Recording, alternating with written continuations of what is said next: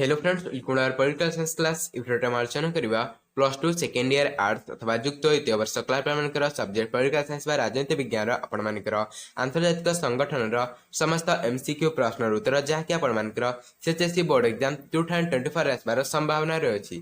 तेणुक video को जारी skip न करी आरंभ शेष पर्यंत देखु। तो डे नक चलतु आज भिडियो स्टार्ट करवा। प्रश्न नंबर 1 रही 2011 मसीहा सुधा पृथ्वीर निम्नक्त केतोटी देश राष्ट्रसंघर सदस्य अटंती। राष्ट्रसंघर सदस्य अच्छा ऑप्शन कौन 183, 185, 190, 193। तार सठिक उत्तर होची 193। प्रश्न नंबर 2 रही संयुक्त राष्ट्रसंघ को क्यों वर्ष नोबेल शांति पुरस्कार प्रदान कर उत्तर होची 1988 मसीहा। तापर प्रश्न नंबर 3 रही संयुक्त राष्ट्रसंघर प्रथम अधिवेशन निम्नक्त क्यों मसीह बसी ऑप्शन कौन 1945, 1946, 1947, 1948। तार सठिक उत्तर होची 1946। तापर प्रश्न नंबर 4 रही संयुक्त राष्ट्रसंघर प्रथम अधिवेशन निम्नक्त क्योंठार बसी ऑप्शन कौन न्यूयॉर्क, लंडन, प्यारिस, वाशिंगटन। तार सठिक उत्तर होची लंडन ठारे। तापर प्रश्न नंबर 5 रही संयुक्त राष्ट्रसंघर तृतीय धारा अनुसार संयुक्त राष्ट्रसंघर समस्त सदस्य राष्ट्र को मुख्यतः केतोटी श्रेणी विभक्त कराई। ऑप्शन कौन 2टी, 3टी, 4टी, 5टी। तार सठिक उत्तर होची 2टी। तापर प्रश्न नंबर 6 रही प्रत्येक सदस्य राष्ट्र साधारण सभा को निम्नक्त केते जन लेखाएं प्रतिनिधि पठाई थांती। ऑप्शन कौन 4 जन, 5 जन, 6 जन, 7 जन। तार सठिक उत्तर होची 5 जन। प्रश्न नंबर 7 रही अर्थनैतिक और सामाजिक परिषदर सदस्य संख्या केते। ऑप्शन कौन 50, 52, 54, 56। तार सठिक उत्तर होची 54।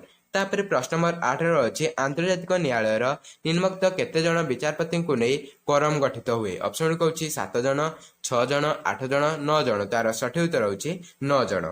प्रश्न नंबर 9 रही आंतर्जातिक न्यायालय अध्यक्ष कार्यकाल केते वर्ष। ऑप्शन कौन 1 वर्ष, 2 वर्ष, 3 वर्ष, 4 वर्ष। उत्तर होची 3 वर्ष। तापर प्रश्न नंबर 10 रही यूनिसेफ संस्था निम्नक्त केबे गठित होइथिला। ऑप्शन कौन 1945, 1946, 1947, 1948। तार सठिक उत्तर होची 1946। तापर प्रश्न नंबर 11 रही केबे द्वितीय विश्वयुद्धर परिसमाप्ति घटिथिला। केबे द्वितीय विश्वयुद्धर परिसमाप्ति घटिथिला। ऑप्शन कौन 1942 मसीहा, 1943, 1945, 1946। तार सठिक उत्तर होची 1945 मसीहा रे। तापर प्रश्न नंबर 12 रही फ्रैंकलिन रूजवेल्ट क्यों देशर राष्ट्रपति थे। ऑप्शन कौन जापान, जर्मनी, अमेरिका, इराक। तार सठिक उत्तर होची अमेरिका। तापर प्रश्न नंबर 13 रही विंस्टन चर्चिल क्यों देशर प्रधानमंत्री थे। ऑप्शन कौन जर्मनी, ब्रिटेन, रूसिया, ईरान। तार सठिक उत्तर होची ब्रिटेन। तापर प्रश्न नंबर 14 रही विश्व शांति प्रतिष्ठा 8 देवा संबलित आटलांटिक सनद केबे जारी होइथिला। केबे जारी करा जाइथिला। ऑप्शन कौन 1941 मसीहा जून 2 तारिख, 1941 मसीहा अगस्त 14 तारिख, 1942 मसीहा जुलाई 16 तारिख, 1943 मसीहा सेप्टेम्बर 11 तारिख। तार सठिक उत्तर होची 1941 मसीहा अगस्त 14 तारिख। तापर प्रश्न नंबर 15 रही सान फ्रांसिस्को सम्मेलनी क्यों वर्ष अनुष्ठित होता। सान फ्रांसिस्को सम्मेलनी क्यों वर्ष अनुष्ठित होता। बहुत इंपोर्टेंट प्रश्न अटे। ऑप्शन कौन 1942, 1943, 1945, 1946। तार सठिक उत्तर होची 1945। तापर प्रश्न नंबर 16 रही क्यों सम्मेलनी थिला विश्व संगठन प्रतिष्ठा दिगरे एक चूड़ांत पदक्षेप। ऑप्शन कौन Versailles, Yalta, San Francisco, Dumbarton Oak. तार सठिक उत्तर होची सान फ्रांसिस्को। यह बहुत इंपोर्टेंट प्रश्न अटे। तापर प्रश्न नंबर 17 रही सान फ्रांसिस्को सम्मेलन रे केते गोटी राष्ट्र प्रतिनिधि जोग देथिले। ऑप्शन कौन 45, 46, 48, 51। तार सठिक उत्तर होची 51। तापर प्रश्न नंबर 18 रही केबे संयुक्त राष्ट्र संघ जन्म नहीं। ऑप्शन कौन 1941 मसीहा अगस्त 6 तारिख, 1942 मसीहा जून 8 तारिख, 1944 मसीहा जुलाई 14 तारिख, 1945 मसीहा अक्टोबर 24 तारिख। तार सठिक उत्तर होची 1945 मसीहा अक्टोबर 24 तारिख।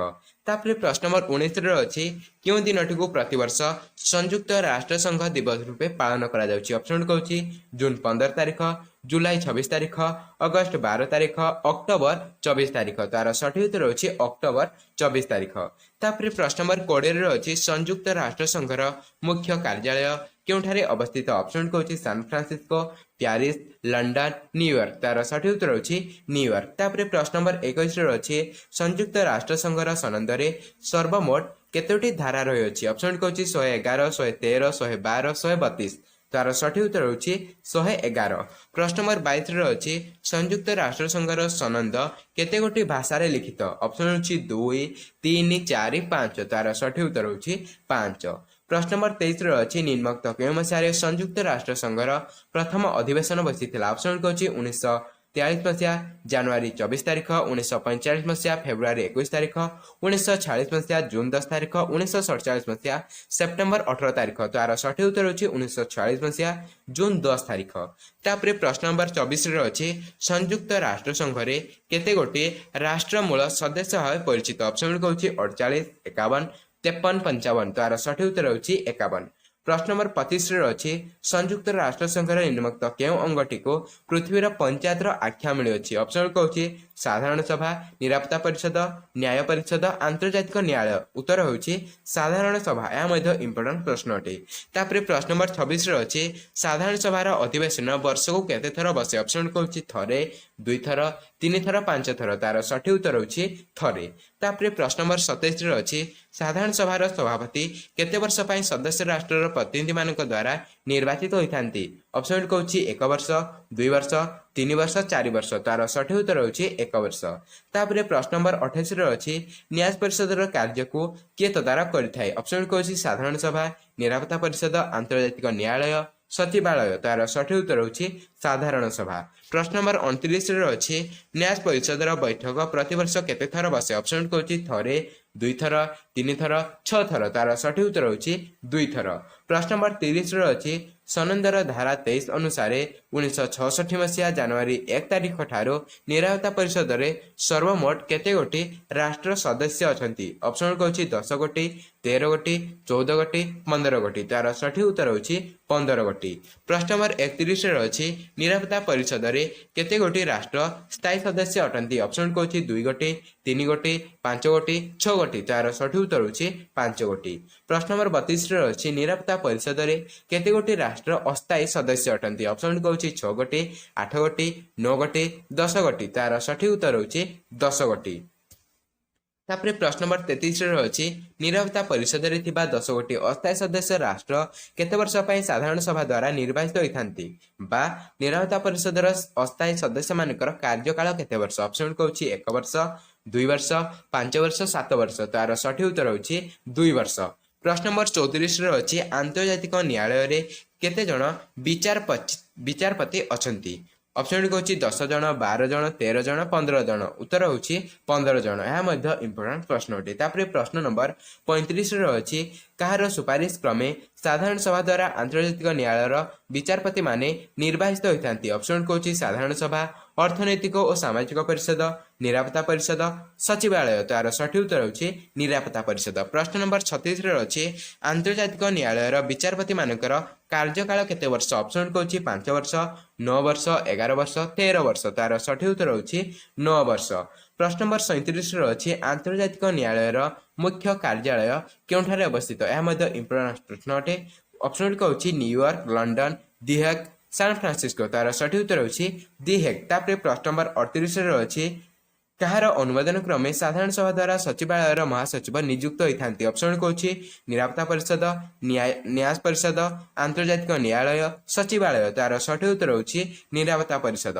प्रश्न नंबर 39 रे अछि महासचिव केते वर्ष पई नियुक्त होइथांती? ऑप्शन को 4 वर्ष, 5 वर्ष, 6 वर्ष, 7 वर्ष। तार सठिक उत्तर होछि 5 वर्ष। प्रश्न नंबर 40 रे अछि निरक्षरता दूरीकरण, शिक्षक और वैज्ञानिक मानक उन्नत मानर तालीम प्रदान, देश मध्य सांस्कृतिक सहयोग स्थापन इत्यादि कार्यक्रम दायित्व केउं संगठन हाथ में न्यस्त थाए? ऑप्शन को खाद्य और कृषि संगठन, आंतर्जातिक व्यापार संगठन, विश्व स्वास्थ्य संगठन, संयुक्त राष्ट्र संघ शिक्षा विज्ञान एवं सांस्कृतिक संगठन। तार सठिक उत्तर होछि संयुक्त राष्ट्र संघ शिक्षा विज्ञान एवं सांस्कृतिक संगठन।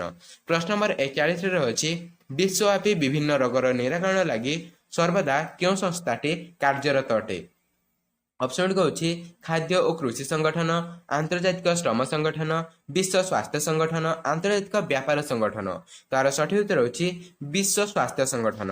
प्रश्न नंबर 42 अच्छी श्रमिक मान मंगल क्यों संस्थाटी कार्य करि आसुअछि? ऑप्शन गुड हूँ संयुक्त राष्ट्र संघ, शिक्षा विज्ञान एवं सांस्कृतिक संगठन, विश्व स्वास्थ्य संगठन, आंतर्जातिक व्यापार संगठन, आंतर्जातिक श्रम संगठन। तार सठिक उत्तर होची आंतर्जातिक श्रम संगठन।